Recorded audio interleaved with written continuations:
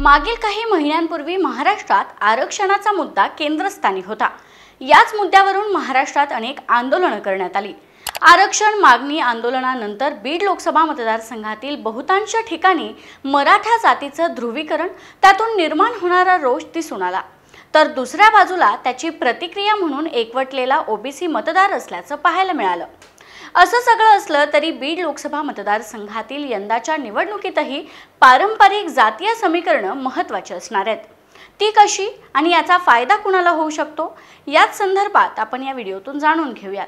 नमस्कार, मी प्रतीक्षा ननावरे आणि तुम्ही पाहताय फॉर द पीपल न्यूज। व्हिडिओला सुरुवात करण्यापूर्वी आपण फॉर द पीपलला सबस्क्राइब, लाईक व फॉलो कराल। पोस्ट ग्रॅज्युएट डिग्री कोर्सच्या माध्यमातून परिपूर्ण राजकीय नेतृत्व घडवणारं आणि प्राध्यापक राहुल कराड यांच्या संकल्पनेतून साकारलेलं भारतातील पहिलं institute MIT school of government presents जागर लोकशाहीचा। बीड लोकसभा मतदारसंघाची निवडणूक ही महायुतीच्या उमेदवार पंकजा मुंडे आणि महाविकास आघाडीचे उमेदवार बजरंग सोनवणे यांच्यात होणार असून ती अटीतटीची होणार असा अंदाज व्यक्त केला जातोय। मात्र बीडची निवडणूक राष्ट्रीय मुद्द्यांवर कमी पण जातीय मुद्द्यांवर होण्याची शक्यता वर्तवली जाते। कारण बीड लोकसभेच्या रिंगणात मराठवाड्यातील सर्वाधिक म्हणजेच 41 उमेदवार असणार आहेत। त्यात मुस्लिम समाजाचे, मराठा समाजाचे आणि इतर समाजाचेही उमेदवार आहेत। त्यामुळे मतांची वजाबाकी करण्याचा पद्धतशीर प्रयत्न इथं दिसून येतो। सैन्य आणि क्रीडा क्षेत्रात करिअर करायचे, नेताजी सुभाषचंद्र बोस सैनिकी निवासी शाळा पुणे। ॲडमिशनसाठी संपर्क 960 781 1662। या जातीय समीकरणात मराठा आणि ओबीसी समाज गुरफटलेला असताना निवडणुकीनंतर उसवलेली ही सामाजिक वीण दुरुस्त करणं अवघड होऊन बसेल असं वातावरण सध्या बीडमधील गावोगावीच नाही तर राज्यात निर्माण झाले। त्याचे पडसाद म्हणून मतदार संघनिहाय आता बेरीज वजाबाकी सुरू झाली आहे।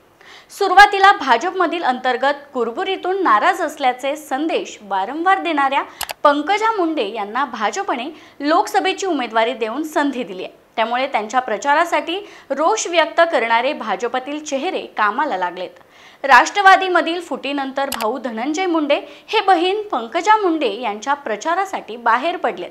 बहीण भावाच्या गोंधळात अडकलेले परळीचे मतदार मात्र या कोंडीतून बाहेर आलेत। आता परळी या विधानसभा मतदारसंघात सगळं वातावरण कमळाभोवती असल्याचं दिसून येते। तर केज विधानसभेचा पट्टा हा बजरंग सोनवणे यांचा असल्यामुळे तिथे त्यांची चलती आहे। या पट्ट्यात त्यांचा साखर कारखाना देखील आहे, त्यामुळे उसाचं राजकारण या भागात प्रभावी ठरेल। आता सोनवणे यांनी जातीची तुतारी जोरदारपणे फुंकली आहे। त्याचा परिणाम आंतरवाली सराटीला जवळ असणाऱ्या गेवराई, माजलगाव या पट्ट्यात अधिक असू शकेल असा अंदाज देखील व्यक्त केला जातोय। मराठा समाजाने बजरंग सोनवणे यांचे गावोगावी स्वागत केलं।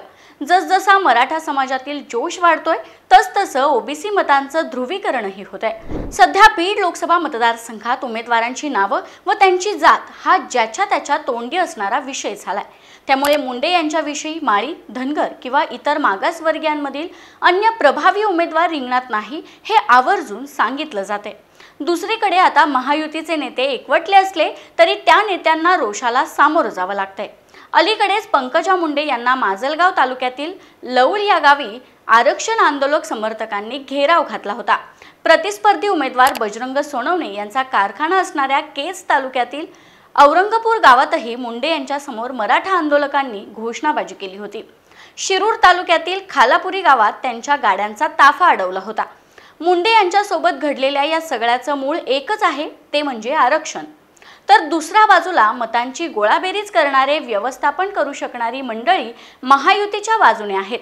दिवंगत नेते गोपीनाथ मुंडे यांचे नेतृत्व असणाऱ्या काळापासून बीड जिल्हा ओबीसी नेत्यांच्या हाती आहे। त्यामुळे त्या विरोधात उभे ठाकणारा मराठा समाजही यंदाच्या निवडणुकीत ताकदीने उतरलाय। गेल्या 5 वर्षात भाजप सत्तेत असताना पंकजा मुंडे यांना सत्तेतील कोणतंही पद देण्यात आलं नव्हतं। आता जर नेतृत्व उभं करायचं असेल तर ही निवडणूक प्रतिष्ठेची करण्याशिवाय पर्याय नसल्याची ही भावना ओबीसी समाजामध्ये दाटलेली आहे। आता आरक्षण केंद्रबिंदू मानून रचल्या गेलेल्या राजकीय पटलावर कोण सरस ठरणार याची उत्तरं इथल्या निकालानंतरच मिळतील। तुम्हाला बीड लोकसभेतील जातीय ध्रुवीकरणाविषयी काय वाटतं ते खाली दिलेल्या कमेंट बॉक्समध्ये कळवा। व्हिडिओ आवडला असेल तर लाईक करा आणि अशाच आणखी नवनवीन व्हिडिओसाठी फॉर द पीपल न्यूजला सबस्क्राइब करायला विसरू नका। धन्यवाद।